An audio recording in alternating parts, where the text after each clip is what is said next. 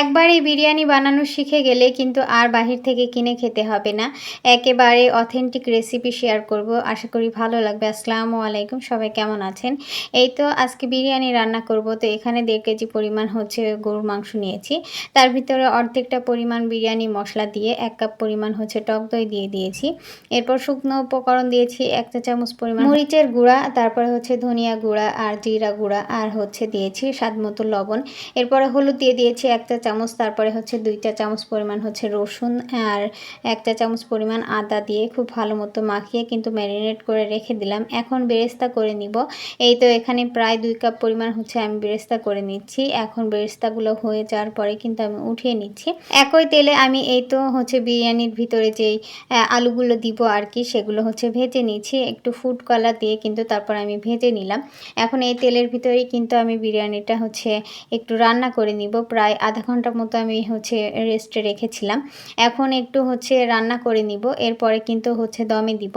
যাই হোক, এখন আমি চুলায় একটা কুকার বসিয়ে পরিমাণ মতো পানি নিয়ে নিয়েছি। এর ভিতরে তেজপাতা, দারুচিনি দিয়ে তারপরে একটু হচ্ছে লবণ আর তেল দিয়ে ফুটিয়ে নিচ্ছি।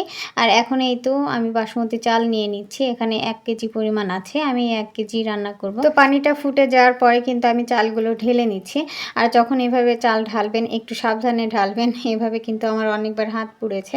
তো যাই হোক, এই চালটা যখন এরকম সিদ্ধ হয়ে আসবে আর কি, তখনই নামিয়ে ফেলতে হবে। মানে ভিতরে একটু দানা থাকবে আর কি হালকা, তখন কিন্তু হচ্ছে নামিয়ে ফেলতে হবে। এই তো এখন আমি কিন্তু চালটা হচ্ছে ছেঁকে নিয়েছি। এখন কিন্তু লেয়ার দমে বসাবো। এই তো প্রথমে হচ্ছে আমি কিছুটা পরিমাণ মাংস দিয়েছি, তার উপরে হচ্ছে আমি এই তো বাসমতি চাল দিয়েছি, তারপরে একটু আলু হচ্ছে মরিচ, তারপরে বেরেস্তা এগুলো দিয়ে নিয়েছি।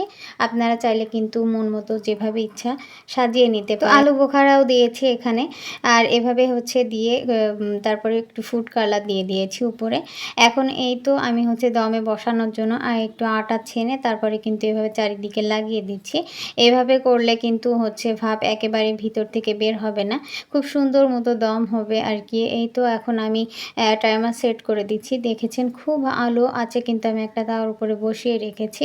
এখন প্রায় 30 মিনিট পর্যন্ত হচ্ছে আমি দমে রেখে দিয়েছিলাম। দেখুন ফাইনাল লুকটা কত সুন্দর দেখাচ্ছে। এভাবে কিন্তু বাসায় যদি বানিয়ে নিতে পারে আর বাহির থেকে কিনে খেতে হবে না। যাই হোক, দেখুন কতটা সুন্দর দেখাচ্ছে, আর ভিতরেও কিন্তু খুব সফট হয়েছে মাংসগুলো, সেই সাথে রাইসগুলো দেখুন কতটা ঝরঝরা হয়েছে। তো এভাবে কিন্তু ঘরে বানিয়ে নিতে পারেন। আর কয়েকদিন পরে যেহেতু কোরবানির ঈদ, আর কোরবানি ঈদ মানেই কিন্তু মাংস রান্নার ধুম পড়ে যায়। তো যাই হোক, এভাবে কিন্তু মাংস দিয়ে হচ্ছে আপনারা বাসায় বানিয়ে নিতে পারেন। এটা কিন্তু পোলাও চাল দিয়েও বেশ মজার হয়। তো সবাই ভালো থাকবেন, সুস্থ থাকবেন। আসসালামু